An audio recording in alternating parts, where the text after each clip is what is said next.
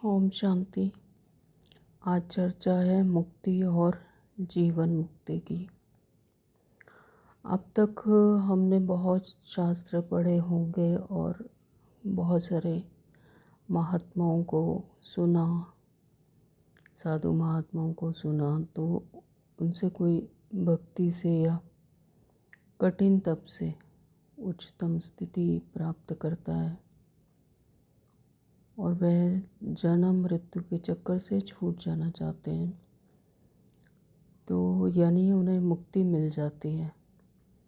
हर कोई इंसान व्यक्ति मुक्ति और जीवन मुक्ति चाहता है, छूटना चाहता है।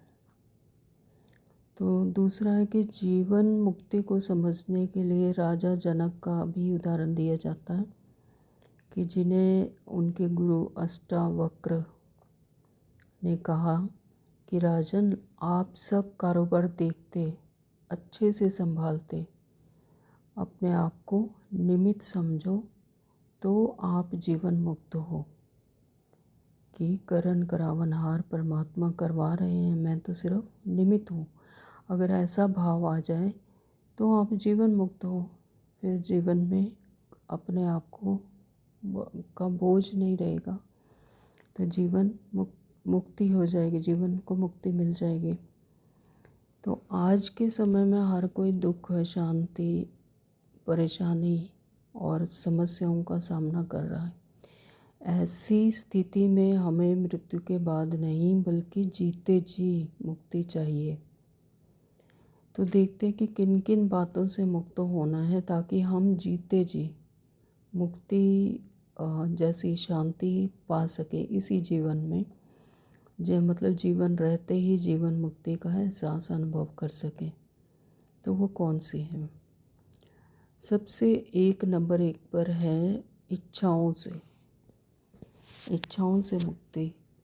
यह करूं या ना करूं, यह खाऊं कि ना खाऊं, यह पहनूं, यहाँ जाऊं वहाँ जाऊं, ये ऐसे बात करूं ना करूं, है ना, तो इसके साथ जाऊं। तो ये सब क्या है? इच्छाएं हैं, तो हमें अच्छा बनने नहीं देंगी, स्वार्थी बना देंगी।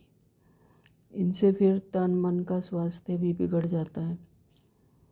तो हमें तन मन के लिए जो सही है वही अपनाना होगा। यानी इच्छाओं से भी मुक्ति चाहिए। सबसे पहले अपनी इच्छाओं को कम करना है। कम करके इच्छा मात्रम अविद्या बनना है। कोई इच्छा नहीं, जो जीवन यापन के लिए ज़रूरी है सिर्फ उसे ही अपनाना होगा। नंबर 2 पर है गलत स्वभाव और संस्कारों से छुटकारा। हमें इनकी वजह से भी, गलत स्वभाव और संस्कारों की वजह से भी बार बार टकराव में आना पड़ता है और असफलता मिलती है, विघ्न आते हैं, परेशानियों का सामना करना पड़ रहा है। तो इन्हें परिवर्तन कर अगर सही आदतों को अपनाएंगे, अगर अच्छे संस्कार धारण कर लेंगे, गलत स्वभाव को बदल देंगे, पॉजिटिविटी को अपने जीवन में लाएंगे, तो इन सब टकराव से, असफलताओं से, विघ्नों से भी बचा जा सकता है और परेशानियों से बचा जा सकता है। फिर आता है पुरानी यादों को और बीती हुई बातों का बार बार चिंतन करना। मेरे साथ ऐसा हुआ, मतलब अपने आज को भी बिगाड़ लेते हैं पिछली बातों का बार बार चिंतन करके। इसने ऐसा कहा, इसने वैसा किया, इसने ऐसा नहीं करना चाहिए था, मुझे ये कहना चाहिए था। मतलब जो हो चुका है, जिस पर कोई भी काबू नहीं रहता, जिस पर किसी चीज़ का भी वश नहीं रहता, उसी को बार बार गड़े मुर्दे जैसे उखाड़ने जैसी बातें। तो ये बातें हमें जीवन में आगे नहीं बढ़ने देंगी। इन्हें बुद्धि से निकालना होगा और क्षमा करना होगा, एक्सेप्ट करना होगा। बीती हुई बातों का चिंतन नहीं करना। फिर आता है व्यर्थ और नकारात्मक विचारों से छुटकारा।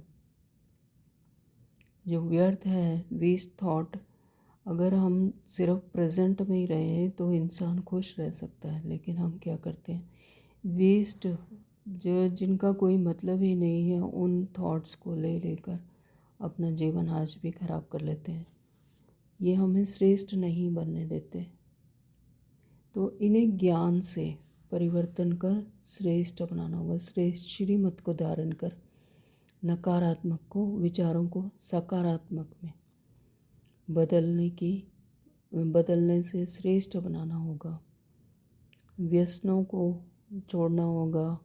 व्यसन का कोई भी पदार्थ जो हमारे परिवार को, हमारे जीवन को, समाज पर बुरा प्रभाव डालता है, उसे छोड़ना होगा। फिर है डर। डर अपनों का या स्वयं के खोने का। जो चीज़ हुई नहीं उसका पहले से ही गलत अनुमान लगाकर उससे डरते रहना और फिर खुश नहीं रहना। तो ये भी क्या है, आध्यात्मिक ज्ञान में एक निर्भय बनना होगा, तभी मुक्ति और जीवन मुक्ति का अनुभव किया जा सकता है। फिर है घृणा। घृणा आज हर व्यक्ति धर्म भेद, जाति भेद, है ना, प्रांत भेद, शरीर भेद, ऐसे अनेक भेद, स्टेटस भेद, ऐसे कई तरह के जो डिफरेंसेस हैं वो क्रिएट करके घृणा करते रहते हैं और असुरक्षा को बढ़ावा देकर प्रेम भाव को नष्ट कर देते हैं और घृणा को बढ़ावा देते हैं। तो हर एक को परमात्मा की श्रेष्ठ संतान आत्मा समझना चाहिए। हर किसी व्यक्ति को आत्मिक भाव से देखकर इस भेदभाव को ख़त्म करना चाहिए, तो उसका मुक्ति और जीवन मुक्ति का एहसास हो सकता है। तो इन सभी बातों का एक ही समाधान है कि परमात्मा से जुड़ना, जिससे मन बुद्धि को ठिकाना मिल जाए। तो परमात्मा पिता के ज्ञान के प्रकाश से जब मन को अज्ञान अंधेर से प्रकाश की तरफ ले जाकर, तो यह मुक्ति हमें मिल सकती है। जीवन मुक्ति यानी आत्मा जब मन बुद्धि से परमात्मा के साथ जुड़ती है, मन बुद्धि संस्कार सब परमात्मा के साथ जब जुड़ते हैं तो ज्ञान गुण और शक्तियाँ भर जाती हैं और आत्मा को अपने असली आत्मिक स्वरूप का ज्ञान होता है और उसमें जो ज्ञान गुण शक्तियाँ पहले से ही परमात्मा ने निहित की हुई हैं तो उसका बोध होता है। तो इससे जो कर्म बंधन से निकलकर कर्म संबंध में आती हैं। तो जब हम किसी भी विकार जैसे कि अहंकार, काम, क्रोध, लोभ, मोह, अहंकार आदि के वशीभूत होकर जो भी कर्म करते हैं तो वो कर्म बंधन बनता है। और जब ईश्वरीय ज्ञान से कोई कर्म करते हैं तो वह कर्म संबंध है। तो परमात्मा से जुड़कर उनके ज्ञान से हम हर समस्या को सहज ही पार कर सुख शांति प्रेम का अनुभव जीते जी करते हैं। तो यही जीवन मुक्ति है, जीते जी मुक्त होना। तो परमात्मा का सत्य परिचय पाकर खुद को उनसे जोड़ें तो मुक्ति और जीवन मुक्ति हमारा जन्म सिद्ध अधिकार है। ओम शांति। Thank you Baba.